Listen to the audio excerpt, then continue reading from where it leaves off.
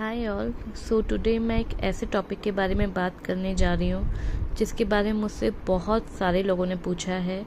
मैं इसके अलावा यूट्यूब के अलावा भी कुछ प्लेटफॉर्म्स पे लिखती हूँ, कुछ फोरम्स पे लिखती हूँ और उसमें रेगुलरली मुझसे एक ही क्वेश्चन किया जाता है कि आप एक बायोलॉजी स्टूडेंट थे, मतलब 12th क्लास तक मेरे पास बायोलॉजी था, लेकिन आज मैं एक एमएनसी में सॉफ्टवेयर इंजीनियर की तरह काम कर रही हूँ, तो ऐसा कैसे हुआ? क्योंकि मेरे पास 12th में मैथ्स नहीं थी, तो ऐसा पॉसिबल कैसे हुआ? तो आज मैं उन सारे क्वेश्चंस का आंसर देने वाली हूँ और ये मैं सिर्फ इसीलिए बना रही हूँ क्योंकि ऐसे बहुत सारे स्टूडेंट्स होंगे जिनके पास 11th-12th में बायोलॉजी होगा और मे बी उनका मेडिकल में सिलेक्शन नहीं हो पाया और मे बी बाद में उनको 12th के बाद लगा कि no, this is not my real calling, they want to do something else in their life. तो ऐसा होता है क्योंकि देखिए 10th तक हमारे इंडिया में अभी भी करियर काउंसलिंग उतनी भी अवेलेबल नहीं है। अब तो फिर भी इंटरनेट के थ्रू काफ़ी कुछ इन्फॉर्मेशन है, पर पहले उतनी नहीं थी। लोगों को लगता था कि ठीक है, साइंस ले लेते हैं, सब लोग ले रहे हैं, मैथ्स ले लेते हैं, बायोलॉजी है तो डॉक्टर बन जाएंगे, इंजीनियर, या कुछ नहीं तो कॉमर्स लेके सीए।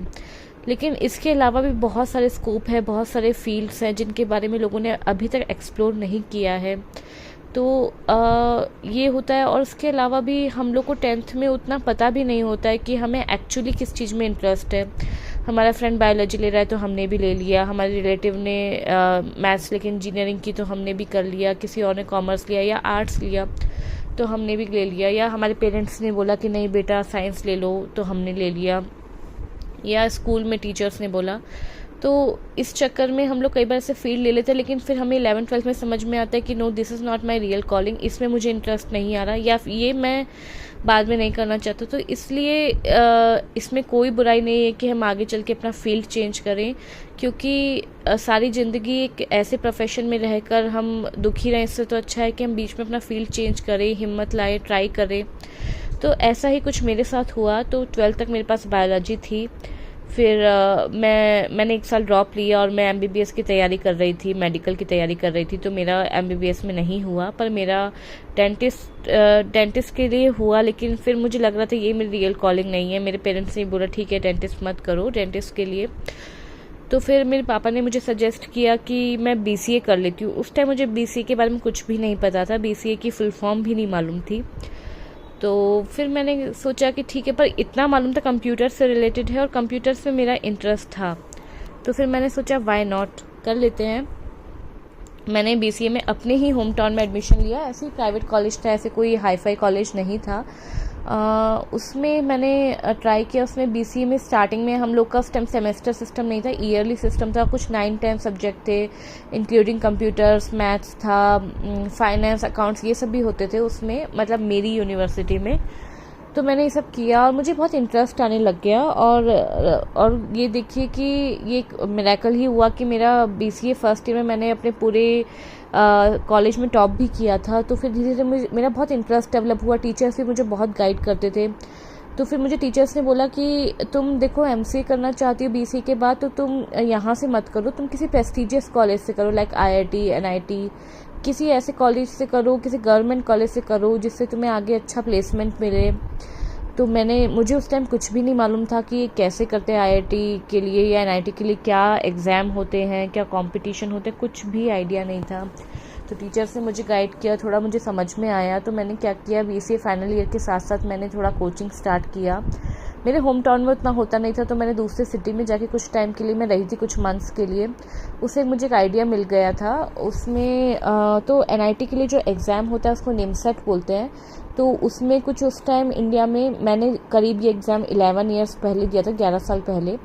तो उस टाइम कुछ 11-12 एनआईटीज़ में ही एमसीए थी, तो मेरे पास वही ऑप्शंस थे। और आईआईटी में करना है तो सिर्फ रुड़की में था, और उसके एग्ज़ाम को शायद जैम बोलते थे, जैसा मुझे याद आ रहा है। मैं आपको डिस्क्रिप्शन में लिख दूंगी कौन कौन से एग्ज़ाम होते हैं।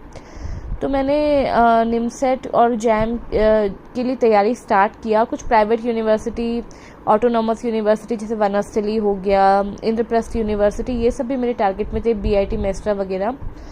लेकिन मेरा मेन फोकस एनआईटी ही था। और सबके एग्ज़ाम के फॉर्मेट लगभग सेम ही थे। एग्ज़ाम में 4 सेक्शन होते थे, computers, maths, reasoning and English. तो मुझे पता था मैथ्स मेरा स्ट्रॉन्ग सब्जेक्ट नहीं है, क्योंकि मेरे पास 12th में मैथ्स नहीं था। तो मैंने सोचा बाकी सब में फोकस करते, computers, reasoning and English, communications वगैरह में।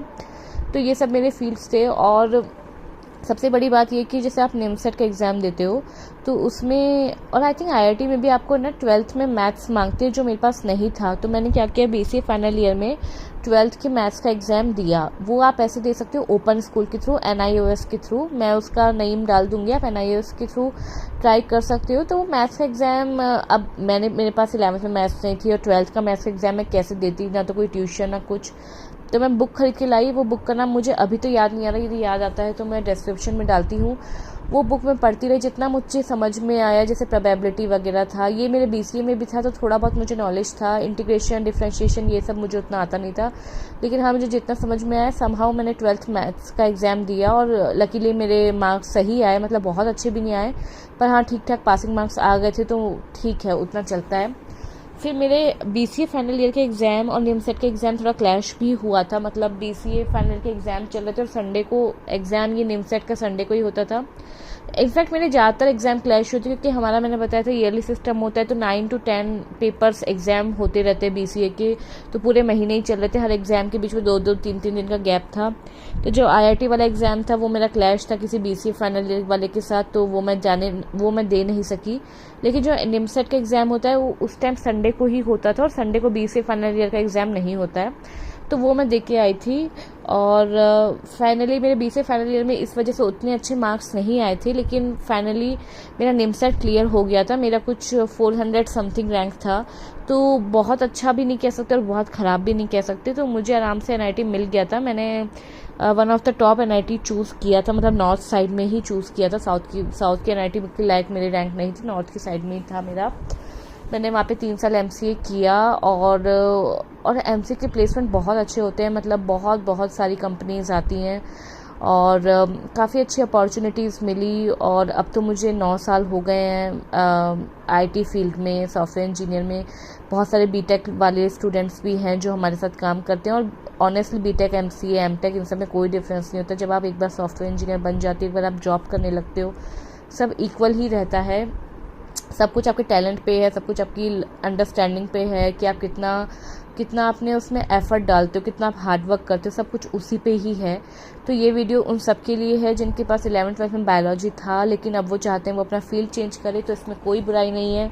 और बाकी यदि कोई और स्टूडेंट है जिसके पास कोई और फील्ड है और वो बाद में चेंज करे तो definitely go for it, keep trying, क्योंकि ट्राई करने में कोई बुराई नहीं है। आप अब तो इंटरनेट में इतनी इन्फॉर्मेशन अवेलेबल है, आप जो चाहें वो कर सकते हैं, बस आपको बहुत मेहनत करनी है, पूरा फोकस रहना है। मैंने वही किया था, मैं पूरी फोकस रही थी और फाइनली आज मैं अपनी लाइफ में बहुत खुश हूँ। मेरे पास एग्जैक्टली वही जॉब है जो मैं करना चाहती थी। जैसे कि अभी मैं आईटी फील्ड में हूँ तो उसमें वर्क फ्रॉम होम वगैरह की फैसिलिटी है, तो मेरे पास वर्क लाइफ बैलेंस जैसे ऑप्शंस हैं। मैं आराम से अपने जैसे मेरे पास एक छोटा बेबी भी है तो मैं उसको भी संभालती हूँ, अपना जॉब भी कर पाती हूँ, मैं सब कुछ कर पा रही हूँ।